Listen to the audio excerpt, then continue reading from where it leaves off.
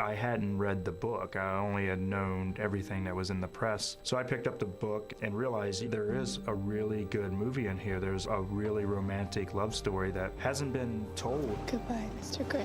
The biggest challenge is taking a book that is iconic and making sure not only do you capture the elements that the fans are anticipating, but taking it to another level. It was interesting because, you know, you have the material, and as a director, you shape that material. Well, this was a two-way street.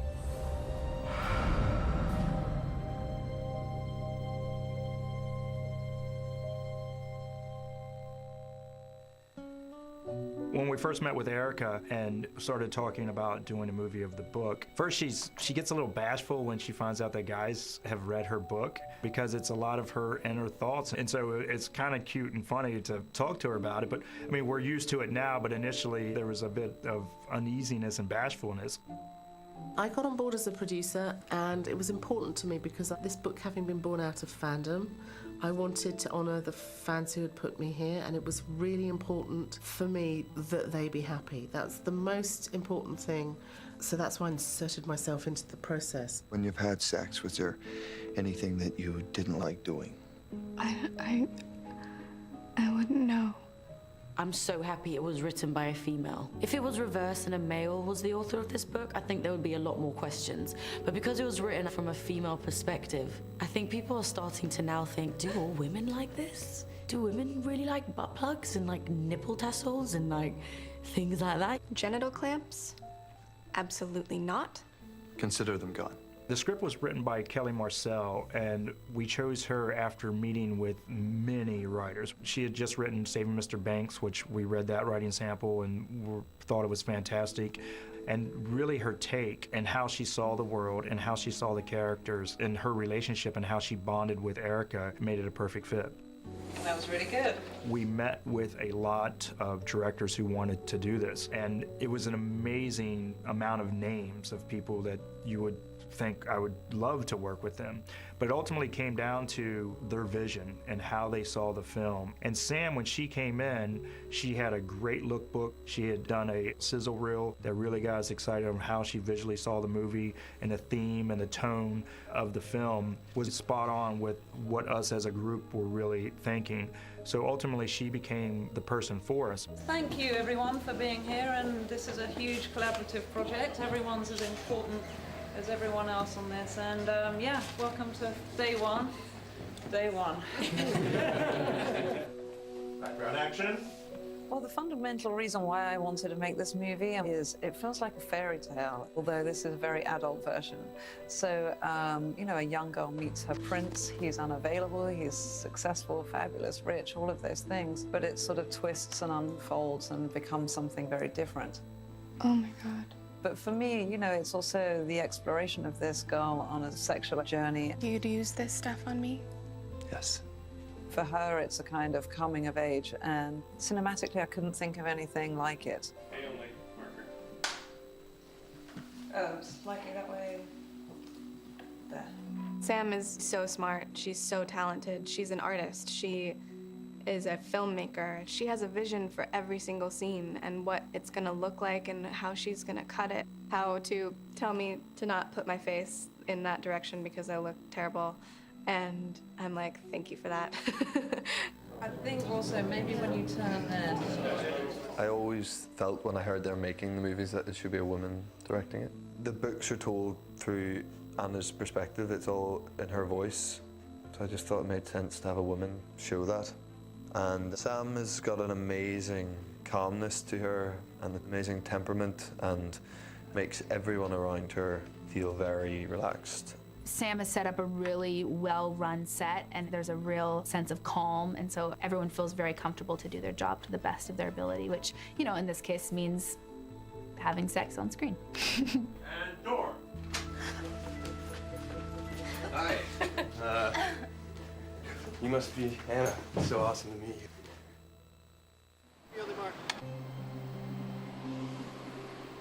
We had to do everything we could to conceal where we were filming, not have anyone have access to the set or access to be able to see the costumes that we had planned, and most importantly, the sets that we had planned. And in order to do that, You know, we started by making sure that the script went out and that you never saw the name of 50 Shades of Grey on it. In fact, the production has been The Adventures of Max and Banks.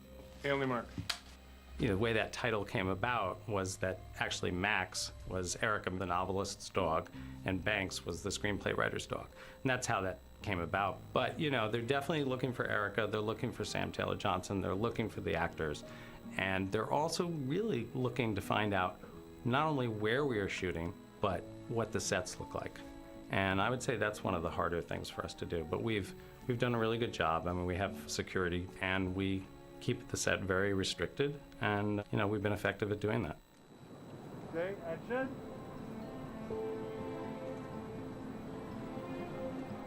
We shot in Vancouver. Vancouver is a very film-friendly place to shoot. We had a fantastic time there, and, you know, a lot of the scenery could double up very well for the places that we needed to shoot. I loved it there. I spent almost a year there. Family Mark. What does that mean? Because of the cast, availabilities, because of our release date, we had to film December 1st until March 1st. And it was important for us to have that feel of the clouds and to have overcast skies. And it works with the mood of a number of the scenes. So I think despite the fact that it was cold, and I'd probably prefer it if we were in the summer, I think it was correct for the film. After coming up and doing preliminary location scouts, I thought, you know, it's actually almost better to be in Vancouver than to be in Seattle, because it gives you this weird, heightened, surreal Seattle look by being in Vancouver. So we were able to find really interesting locations. So is he your boyfriend? He's not my boyfriend. The guy at the store?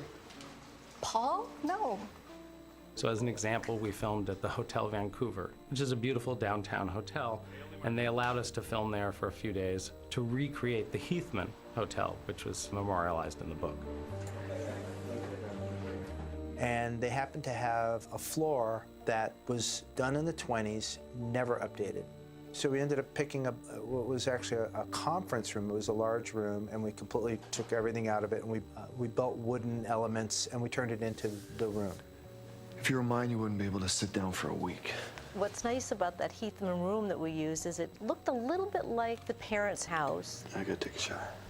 It's the first time they are really in a room together, and it will be a look that kind of goes forward in the story, which is nice. Good evening, Mr. Good. You're here. You're here. Welcome. Mother you've met? There were two houses side by side that were built for two brothers that were Vancouver entrepreneurs during the 20s. And we used one for the exterior of the house and the dining room. And then in the book and in the original script, it called for Christian to, after dinner, taking Anna to show her the grounds and to go to a boathouse. Oh! When are we gonna tell me about Georgia? You have no right to be mad.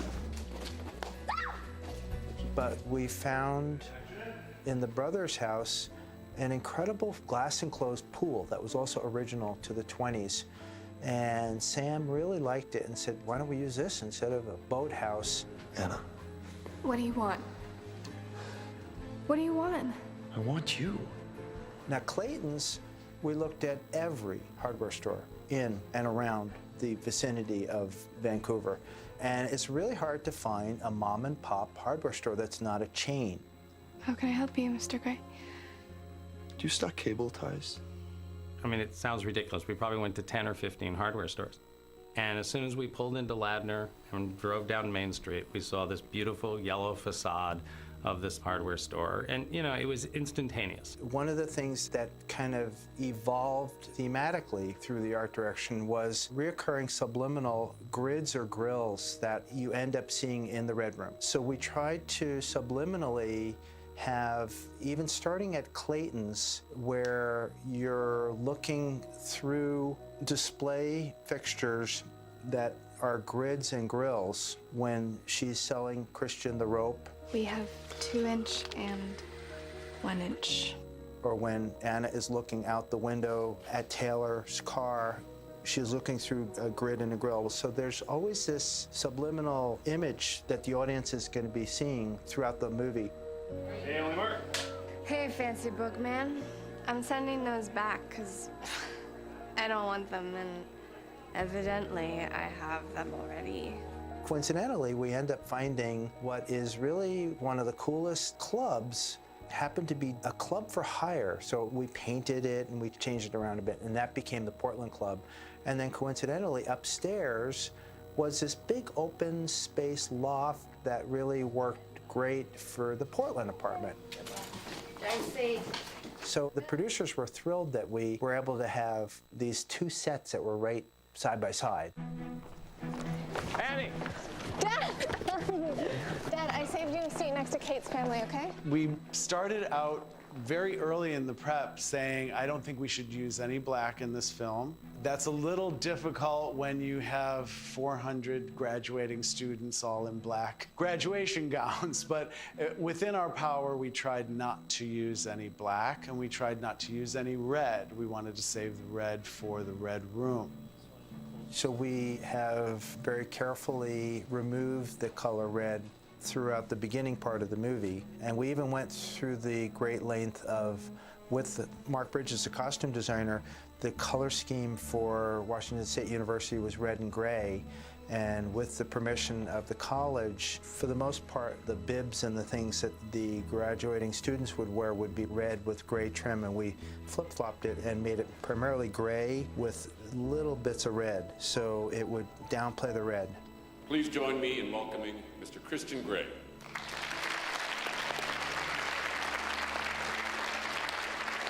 The production value on this film has been amazing. I mean, they've literally got the best in the business for every single department. So they're going to have a little bit of dialogue, TikTok, and then go back to this shot and she'll exit. Sam also chose Seamus McGarvey as the DP. He's an amazing artist himself. Every frame of the film, it's like a photograph. Maybe if the pencil is... Well, Seamus McGarvey, my cinematographer, and I have worked together for 15, 16 years now, so we have a sort of almost secret code of how we work. But, you know, he's very familiar with photography and he's very familiar with the way I work. They've made it a film. They've made it a piece of art. They know how to bring a mood to a scene that's already so intense or even has no dialogue, just with a camera angle. And I feel like that is really important for this material, because otherwise you're left with just a movie about sex, and that's not what this is about. Impressive. I've done this before. The way we filmed the movie and the way we scheduled it, we laid out a plan where we wanted to make sure that the emotional journey that the characters were going on were incorporated into that schedule. There's like a change in Anna that's a change that happens when women lose their virginity. And I think that to me and Sam, is very important to see. So there's half the movie where she's a virgin and half the movie where she's not. And at first she doesn't know, and then you see in her eyes that she knows what that's like. What? You look different. I feel different. Of course you do. It's a finely balanced tuning that we had to keep in check throughout the whole film, and you don't shoot things in order necessarily, so that relationship hadn't quite sort of formed yet, that part, so it was trying to sort of make sure that was instilled in the scene and that we knew exactly the emotional temperature and to make sure that was right. We wanted to make sure, of course, to try to do the emotional, the sexual work, the really intense scenes between Christian and Anna, and make sure that they were scheduled near the end. Oh, that's nice. It was really important that by the time we got there, that Jamie and Dakota trusted each other and trusted me, and that when we were there, that they knew I would look after them, in the sense that this wasn't going to be something salacious, gratuitous. This wasn't going to be something which was tasteless and seedy. This was going to be something that was handled in line with the book, but very under strict stylistic conditions. Sam is incredibly nurturing. She's like a friend and a maternal figure to me, and I feel completely 100% safe, vulnerable, protected. And that's so great in a movie like this, especially when we're doing the scenes in the Red Room where things get really intense and it's really emotional, and I'm the type of actor that I'm not always pretending to feel something. I can feel them, and I wouldn't be able to get to a place like that without feeling comfortable. And she makes me feel like I am capable of doing anything. It's really fun. You know, we get on really well. That humor that she had when I first met her is very much still there. You know, we make each other laugh, which I think is really important. Especially, I think, when we get into the red room, and you know, there will be an intensity to all that, and it won't be easy for either of us. You know, it's closed set or not. It's tough to put yourself in those situations. You know, and I think you've got to have humor to get you through. I want you to be in the playroom in 15 minutes.